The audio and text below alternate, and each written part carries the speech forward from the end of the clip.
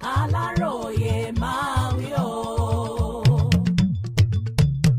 Iléeṣẹ́ ìfọpo Dangote já owó epo wálẹ̀.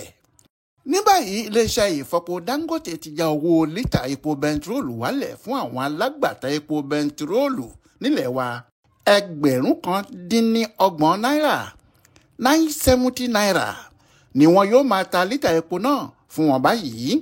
Lọ́jọ́ àìkú Sunday ọjọ́ 24 oṣù yìí ni agbẹnusọ fún iléeṣẹ́ náà ọ̀gbẹ́ni Anthony Chiegina sọ eléyìí di mímọ̀. Nínú ọ̀rọ̀ rẹ̀ ló ti sọ pé iléeṣẹ́ Dangote ti mú àdínkù bá iye tí wọ́n ń gbé lítà epo fún àwọn alágbàtà báyìí láti fi ẹ̀mí ìmoore hàn fún àtìlẹ́yìn àwọn aráàlú nípa bí èròǹgbà dídá iléeṣẹ́ ìfọpo náà sílẹ̀ ṣe wá sí ìmúṣẹ.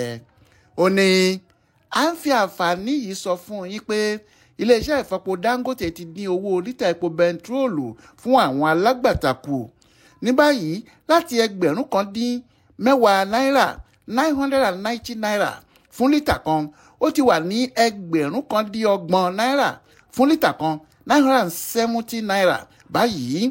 $20 la yọ kúrò níbẹ̀. A gbé ìgbésẹ̀ yìí láti mú àdínkù bá owó epo bẹntiróòlù láti fi ẹ̀mí ìmoore wa hàn sí gbogbo ọmọ Nàìjíríà fún àtìlẹ́yìn tí kò lẹ́gbẹ́ tí wọ́n fún wa lórí ìdásílẹ̀ ilé epo yìí láti jẹ́ kí àlá àti èròǹgbà wa lórí rẹ̀ wá sí ìmúṣẹ. Bákan náà la dúpẹ́ lọ́wọ́ ìjọba àpapọ̀ fún àtìlẹ́yìn wọn eléyìí tó jẹ́ ìgbésẹ̀ láti ṣe kóríyá fún àwọn ètò tí wọ́n ti là kalẹ̀ láti jẹ́ kí àwọn iléeṣẹ́ tiwantiwa rẹ́sẹ̀ múlẹ̀ fún àǹfààní àwọn aráàlú. Pẹ̀lú ìgbésẹ̀ tá a gbé yìí náà a ṣèlérí fún yín pé a kò ní dẹ́kun láti máa pèsè ojúlówó epo tí kò ní àmúlùmálà nínú tí kò sì ní mú ìpalára bá àwọn èèyàn àti agbègbè àti àyíká wa gbogbo.